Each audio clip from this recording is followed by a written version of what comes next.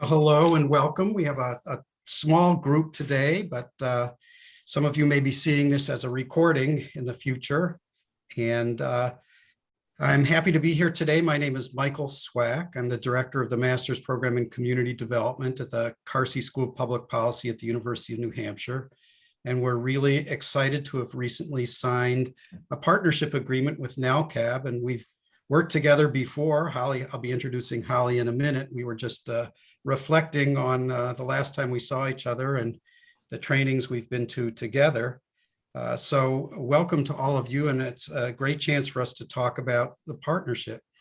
The webinar is about 20 minutes, and I'll start by talking a little bit about the program, the structure of the program, the curriculum of the program, the project, and financial aid. And then I'll interview one of our recent graduates, Yyokkia Lawson, and we'll have a chance to answer any questions from the attendees. And all in all, it should be about 30 minutes. So in getting started, let me introduce a couple people who are with me today. First, I'll be joined by my colleague, Robin Husledge, and Robin will be also taking any questions that come up and also filling in anything that I forget. And in addition to Yyokkia, we're joined by Holly. And Holly, I think it would be appropriate for you to say something, an introduction in terms of welcoming people from NALCAB. Great. So my name is Holly Frindell. I am Director of Programs at NALCAB. I think most of you on the line have met me. So thank you so much to the team from the Carsey School and for being here today to share more about this benefit that is a newly offered benefit to NALCAB members. And I'll say upfront now, if you're listening to this in the recorded form and you have additional questions, please feel free to reach out to me and or any of the NALCAB staff, and we can help direct you to where to find out more information. So we're happy you're here, or happy you're listening to this. Yeah, and for those attendees, feel free to put any questions you have in the Q&A or in the chat, and Robin will be checking those, and I'll answer those throughout and after the presentation. So we'll talk a little bit about the Carsey School briefly first. The Master's in Community Development is one of 3 programs at the Carsey School, and 2 others. The Master's of Public Administration is an online program, and then we have a Master's of Public Policy program, which is an in-person face-to-face program as well. I'll be talking today about the Master's in Community Development program, which is a program that uses a cohort model. That is, we take people from not only all around the country, but international students as well, generally in small cohorts of between 10 and 20 people per time. And the program is now all entirely online. So you don't have to come to New Hampshire, although you're always welcome to come to New Hampshire if you choose. It's a pretty campus and a chance to meet other folks, but it is entirely an online model. Now, when we talk about a cohort model, basically what we mean is that you start and end the program with the same group of people, and you go through a set of particularly courses that are required courses. I'll get into that in just a minute, with the same people. The advantage of the cohort, particularly in a small program, is that you get to know the people in your cohort pretty well, and you form these bonds, and there's coursework that involves online work that you do together outside of class, and some of the classes also have a synchronous part as well via Zoom. So the core curriculum, let me talk about that, starts with a set of core courses. Integrative Approaches is a course where essentially this is a program, an applied program that builds skills, but we start with a single course in which people are encouraged to think about their theory of change, or more or less we ask people to think about what works, to read what other people think, and then talk to their colleagues in their cohort about what their own experience is. And we talk about different theories And at the end, you write your own theory of change, your own theory of community development, which we apply actually to other courses in the program, most notably the project that you do.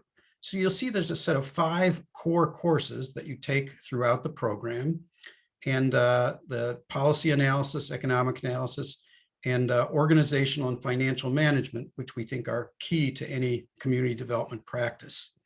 The core of the program is this project, this experiential learning part, in which I'll get into in more detail in just a minute, in which you go through a 4-course sequence where you actually carry out a project in your community, most typically in your own organization. That's how it's easiest, but you're not required to do that. In addition to the experiential learning and the core courses, there are a whole set of elective courses that you can choose from. What's listed on the screen is just a few of them. There are many more to choose from. So let's talk a little bit more about this capstone project, the experiential learning. So this is again, a project that you choose, something you carry out in your organization. A lot of people ask the question about, My name's Nisha. well, let me go back for a minute. In the project, we'll talk about, what if I don't have an idea? What if I don't know what I'm doing? Can I come to the program? And the answer is most people don't know what their project is when they come into the program. And in fact, the first term, you spend a lot of time thinking about what your project would be. You think about what's doable within a certain time period, what's going on in your workplace that needs to be done, what interests you personally, what interests you in terms of furthering your career. So the capstone has a lot of flexibility in terms of what you choose to do. People choose a whole range of things. We've seen projects that deal with housing, small business, community health, evaluation of programs, community organizing, education. We'll ask Yyokkia to talk a little bit about her project so you'll get a sense of what they are.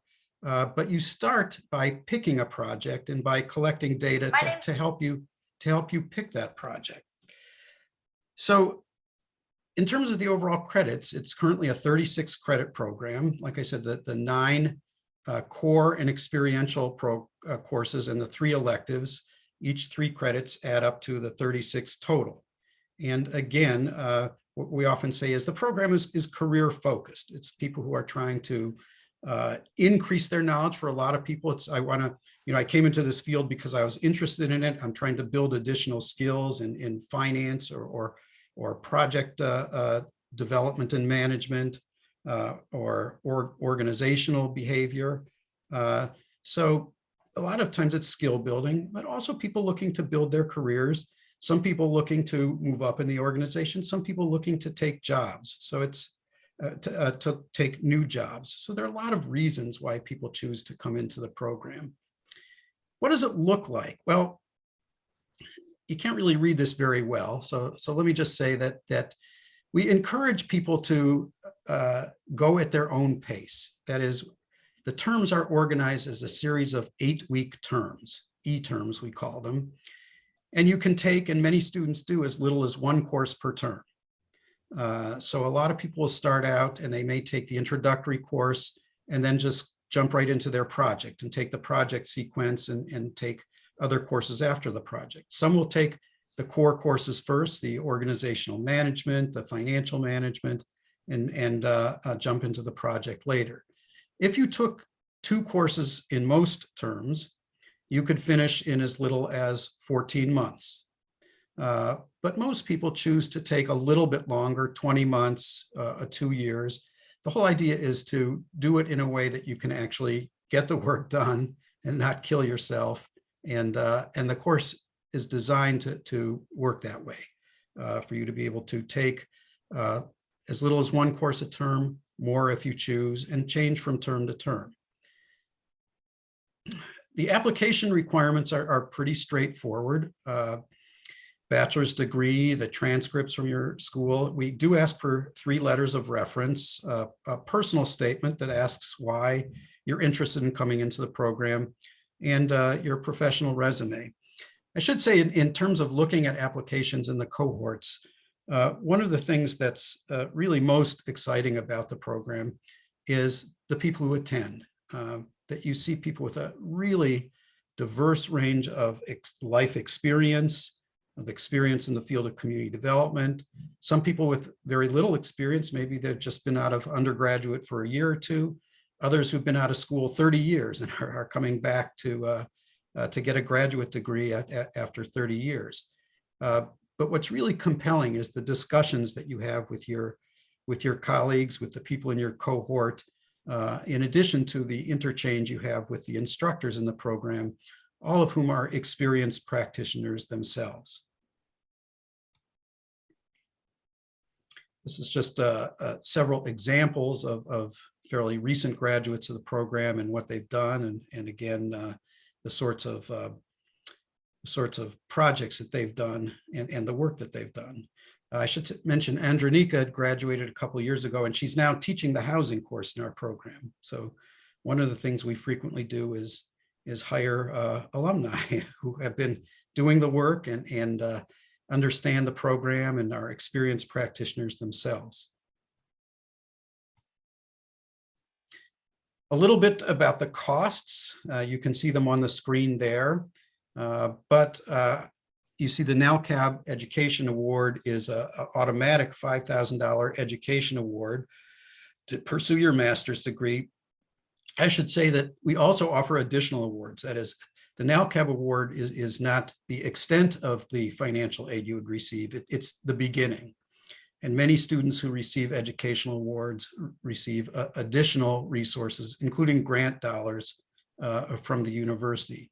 So we're very committed to helping people figure out how to pay for their education and how to get the most out of it. So there are, some organizations will provide some matching funds, but the Carsey School does provide scholarships and fellowships.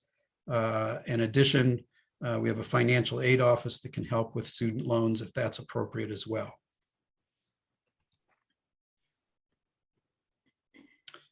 And this is the partnership that we're pleased to announce today, and we hope we get NALCAB members in the program starting this year and beyond. And Robin, let me stop and just see if there are any major things I left out or any questions that have come up while I've been talking. Check, Michael. A few questions. One is, during the online courses, are there live online sessions or is it all just recorded? Oh yeah, good question. So yeah, they're live. The way a course would work is typically you would do some work on your own. There'll be reading assignments and videos and things like that. But each of the courses meet either once a week for 90 minutes or once every other week, depending on the course, for 90 minutes, where everybody's face-to-face in their cohort. So all 10 or 12 or 14 people will be online at the same time. During that time, you might break up into smaller groups. In addition, the assignments for some of the classes would require you to do small group assignments where you would need to get together outside of class in groups of 3 or 4. So the program really is self-directed for part, but there are times when you are meeting directly with your full cohort, as well as times that you arrange on your own schedule where you'd be meeting with smaller groups. The times are coordinated so that it works for people generally all over. We have run into problems and we've tried to schedule times when we've had students in South Africa or the Philippines in addition to the West Coast, because then inevitably someone not living in the United States and ends up on an 11 o'clock at night Zoom call for an hour and a half. Not ideal, but generally 90% of the people are in a time zone where it's feasible. Typically, we'll have our 90-minute sessions at 5:30 Eastern time, which would be 4:30 in the Midwest, and 3:30 Mountain Time, 2:30 West Coast time if you're in the United States. So yeah, there's a real mixture there. Thanks, Michael. One other quick question was, do most students start the program in the fall or the spring? And can you start in either of those terms? Yeah, you can start in any term because there are always elective courses that you can take to get started, or even a single required course. We've had times when people start in the spring and take the financial management class because they want to get it out of the way. But typically we encourage people to start in the fall term because that's when most people in the cohort starts, and it puts you on the cycle for the project to start the project in term one and progress through it as a sequence in project courses 1, 2, 3, and 4. So you can start in any term. Generally, we encourage people to start in the fall term. Thanks, Michael. That's all the questions I see for right now. Okay. Well, Yyokkia, let's bring you in. Let me start by just asking you to tell us a little bit about yourself and your background. Who are you and what work do you do and what are your interests? And and in the end, why did you decide to pursue this degree? But start by telling us a little bit about yourself. Well, hi, everybody. My name is Yyokkia Lawson, and I'm the founder of the Institute for Housing, Health, and Economic Development. I'm located right outside of Athens, Georgia, in a little town called Hull, Georgia. And my passion is really rural development. So really assisting low income and very low income residents in rural areas, helping them access resources. Housing and economic development is really my thing. So anything that gets people into housing, helps them get jobs, starts businesses, that type of thing. And I kind of transitioned into rural development. It always been a passion of mine, but I worked for a little while in the financial industry. I did more corporate type stuff. And so I transitioned by taking a job in housing in Baton Rouge, Louisiana, actually. And I worked for a housing organization for a while, and I decided, yes, this is what I want to do, but I need to be back in my area doing it. So I moved back to Georgia and just kind of got into my work into my fields. I said, okay, I want to do rural development. So that means I had to take myself out of the city. And I've loved being a city girl, but I knew that what I wanted to do was in rural areas because poverty exists so much in rural areas. It's so much out of people's sight. So it's out of people's minds. So I know that's where the help was needed. And so I transitioned. I worked for a land trust, a local land trust for a little while here. And what I saw was, even when I was working at the land trust, and we're bordered by rural areas, we kept getting a lot of clients from those areas who just needed help. And I realized that nobody was working in those areas. And so that's why I just decided to go ahead and step out. Yeah, great. So tell us about how did you learn about the program and why did you decide to come? How did you pick it? I had been thinking about doing my master's for a while. And Carsey came on my radar a couple of different times. Several times when I'd gone to NeighborWorks, some of the NeighborWorks conventions, a lot of your material was there. I think somebody a couple of times may have actually been there to talk about it. And then as an alumni of AmeriCorps, they used to have these lists on their website of schools who did matching funds. And so I think that's how it came up again. And so I was looking for a program. I knew that I wanted to do community development, but it really wasn't a lot of schools that really did that per se. I saw a lot of public policy programs, a lot of MPA programs. And so just really, I think I came to, might have sat in on the information session or something. But anyway, I was just looking online and I was looking at the way the program was structured, and I really liked what I read. I liked how it was structured, and that's really what caught my eye. That it was community development, and that was really what I wanted to focus on, and that it focused on practice. And so it was project-based. And I liked the idea that once I started reading through the description of it, I kind of clicked with me because I said, oh, these people get it. Because so much of what we do when you're working in nonprofit work, so much of what you do are actually programs, and they really are either programs or projects. And so I saw the way it was structured, and I said, okay, these people get it, and they understand that this is what we do. And I like the way the classes were laid out. So that's kind of what drew me in. So tell us a little bit about your project then. So my project was actually directly linked to what I saw, the barriers that I saw when I was working as a program director. And that was a lot of people needed help, but there didn't seem to be many organizations that existed to help them. So a lot of what we did was housing related, and it was counseling based. So housing counseling was a lot of what my department handled. And then I realized after we started trying to find places, we had so much interest and so much need, but we didn't have enough housing counselors. And so at some point, I even asked the interns, okay, find out other organizations who are doing housing counselors, because we have to be able to, maybe if we can't see all these people, send them someplace. And I realized that I was one of the few housing counselors from where I lived in Georgia all the way to the South Carolina line, and so, okay, we have a problem here. And so my project was to create a housing counseling training program to actually create the counselors that we need to exist in the community. So one of the issues is that there is no college major called housing counseling.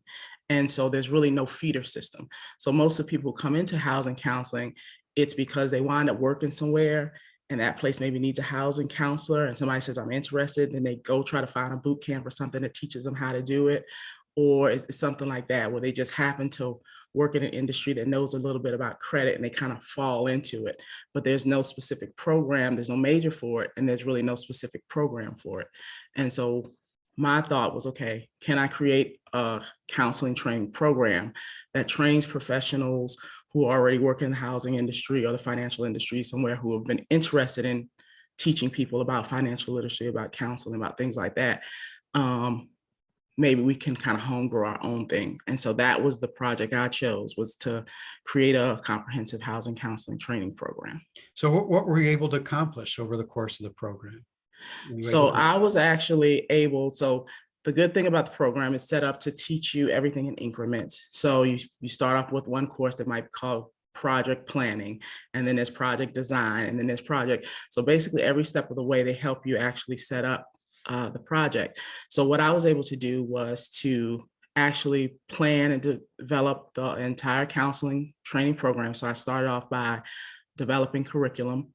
What would I teach people? What do people who go into counseling, what do they need to know? And then once that was through, how do I find the people who could become counselors, who's interested in it? So identifying potential students. So that's basically what we did. I designed the program, I identified people who were interested, got several people to say yes. So I actually wound up in my first, basically created a pilot program, and then found 5 working professionals who were willing to take the class. And so we actually did the class, completed it, figured out, what works and what doesn't. So I was able to actually do the entire project from start to finish. That's cool. Yeah, that's great. It's really nice. So Yyokkia, this is a cohort program. Can you tell us a little bit about your cohort and how that worked? Well, the cohort experience really was a great experience for me. So what happens is you come in with a group of people, and I hear the cohort sizes are different each term. But so I came in with a group of people, and we really were from all over the United States. And I think there may have been several international students as well. So you have some of my cohortees are living in Boston, and then somebody's in Seattle, and somebody's in LA, and somebody's in North Carolina. So it really is a great group of professionals from everywhere, from the Midwest, the East, the South, everything. And it really, what makes it great is because you have all these people with different personalities and different passions. I was from the world of housing, economic development. And then it's hard to realize, like, wow, community development is so many different things. So now you have somebody whose thing is health, and somebody's whose thing is political stuff. So they're into political engagement. So you have somebody whose thing is, so all these different phases of social justice. And so you have all these people with all these great ideas who live in small cities, big cities, things like that. And so you're all getting to know each other because you're all coming in at one time, and you're taking courses together, and you're doing group projects together, and you're working together all the time. And what's great about that is that a lot of times, as you're sharing your experience, what you find out is sometimes the issue that you're having in your place, somebody has already solved it. And, you find that a lot in community development, that the solution to your, my problem in Georgia may actually be found in Boise, Idaho. And so somebody said, oh yeah, we went through this and this is how we handle that. And yeah, I understand that. So it's really great. And you actually get to know your fellow cohort people really well. And so the weird thing is it's an online program, but in the end, it doesn't feel like an online program. It feels just like you're in a classroom and this is Sally and this is Malik and so you're getting to know people in a very personal way. And you get to care about these, the people you're with and want to know what's going on with them and what's happening, that they're okay. So it's been a great experience. It was a great experience for me. Yeah, I'm glad you added that online aspects, because a lot of people are concerned about that, saying, well, I mean, less so probably now after COVID, but there's still a lot of concern, because we had a significant part of the program was online even before COVID. With COVID, we went all online. But let me change the subject, Yyokkia, and ask you about the program itself. A lot of people, when they are coming back, and a number of people in your cohort are coming back to school after having been out for a while, and they're a little nervous about it. It's like, oh no, am I going to have to write papers again after all these years? And what was challenging about the program for you, and what strategies did you and maybe some of your colleagues develop to deal with those challenges? I think at first you just don't know what it's going to be like. And I think you worry about being able to keep up. And I think like what you said, people worry about writing papers. The good thing about Carsey is that the staff and the faculty are very caring, and they ask you questions. They ask you, how was your day today? How's it going with the kids? Things like that. So I think the biggest thing for me, and I would say probably most of my cohort, is time management, because we're all pretty much working professionals. And so you have these things going on, right? You already have a full-time job. You have, some of my fellow cohort people, they have children, you have families. And so now you're throwing classes in there. And so it's a matter of really prioritizing. I think that would be the I won't say the most hardest thing, but it would be the most challenging, is how do I prioritize my life now that I've added this extra layer into it. And so for me, I was able to pretty much, for me, it was a little bit easier, I think, than it has been for some people. But I feel it's like anything else. When you add something to your life, that this program is 14 months. So how can I switch up my life for 14 months? How can I change? What can I do to make this work? And so sometimes what am I willing to sacrifice for 14 months? And do I have to do X, Y, Z every day? I like to watch TV. Can I give up some of that? I like to, and so it's things like that. So I think it's all in prioritizing and figuring out what you're going to do and when you're going to do it. I think for me was the hardest thing. And it's just, it's a graduate school program. So we understand that there's going to be a lot of reading. To me, the writing is not as hard as to me as it was keeping up with the reading and trying to make sure I stayed on top of that. And so, of course, that then becomes to juggling things and doing things where you need to. But I found that the faculty and staff were very understanding.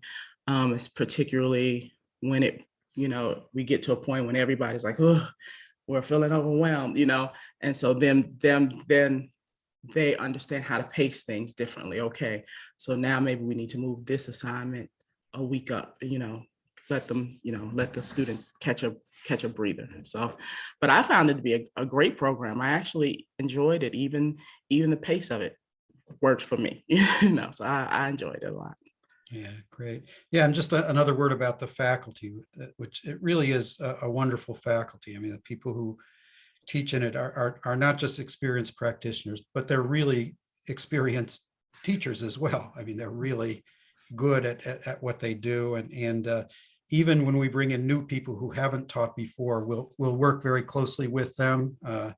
We sort of train people who are experienced practitioners, but interested in learning in some of the techniques that work and with adult education and now with online education as well. So it's again, a very diverse group of practitioners, people with lots of different experiences, but all of them really excellent teachers as well.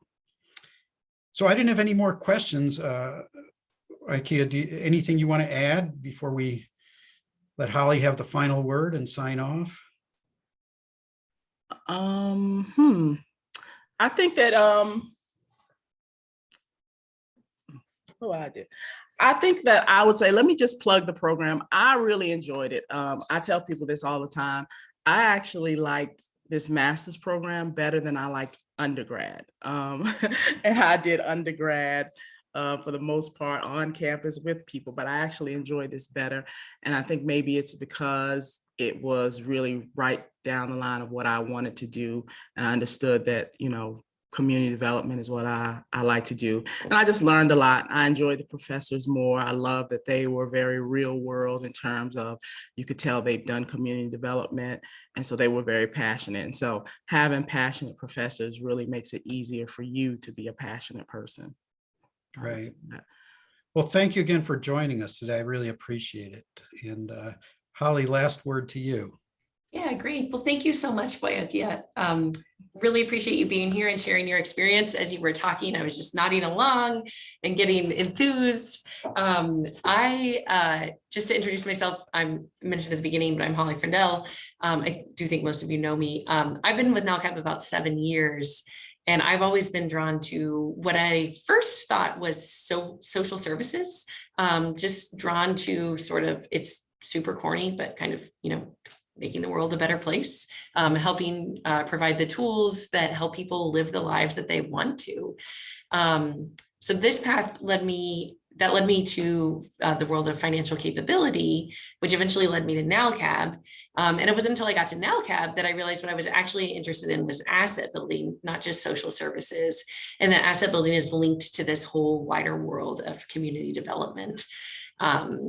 So through NALCAB, I was able to take a training in March of 2017, led by Michael and others from the Carsey School.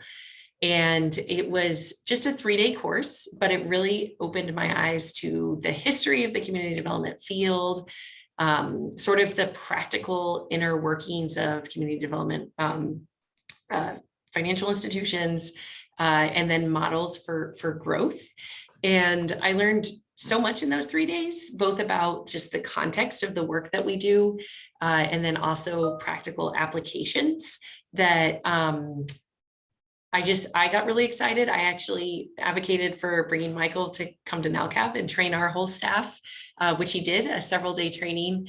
And when we started talking about this partnership, that excitement carried over, because I can only imagine, how much I learned in those 3 days, how sort of beneficial, this master's program is. So for those who are thinking about it, and this helps make that opportunity a little bit more real, I'm really excited to see what comes from that.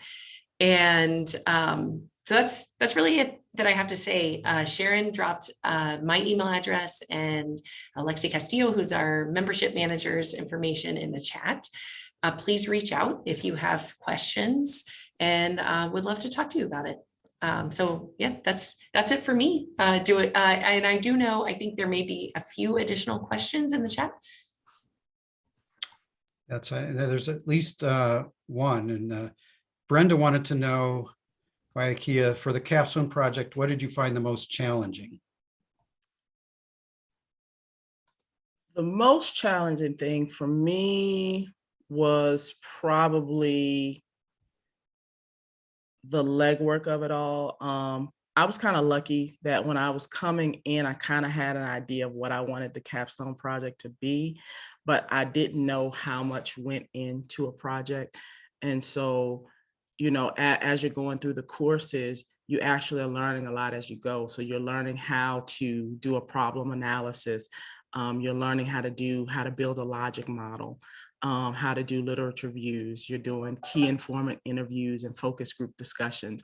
And so in my mind, I didn't know going in that all of that, I thought I would just be, I don't want to say throwing something together, but I thought about the project part, but not the other stuff behind, because how do you know that what you say is needed is actually needed? You need to do a little research to say, maybe you think what's needed is a housing counseling program, but when you start reviewing stuff, maybe that's not really what's needed. So it's all the other little steps.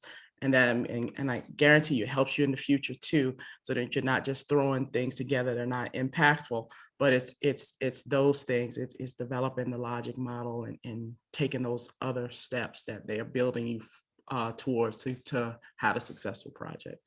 So I found it challenging, but very well worth it. Mm-hmm. Great, thanks. Were there any other questions? Robin, did you pick up any other questions? Let's see here. Just one for Yyokkia, which is, how did you juggle work, your life, going to school? Just honestly, prioritize and telling people what you're trying to do. That alleviates a lot. For me, a lot of times I get a lot of requests to do things, or people who want you to help them with stuff. And so then it goes back to that priorities. If you let people in your circle know, well, I'm trying to go back to school right now, that eliminates some of that, I think, for you. So me making school a priority, and then blocking off time on your calendar. And I know, I know that sounds crazy, people. When you're working, sometimes it's really nice to just go ahead and put in meeting with such and such and just block off an hour or two. And then now that hour or two is blocked off, and then you can, okay, now let me focus on what I'm doing. So just really just blocking off time to do things. And that's it. Great. Well, as Holly mentioned, you can contact her. You can also contact us directly, and there's information on both the NALCAB webpage and on the webpage for the Carsey School on the Masters in Community Development. So thanks for joining us, and thanks for those who are joining us via video, and sign off and hope to continue the relationship and see some results soon. Thanks, everybody. Awesome. Thanks so much. Thank you.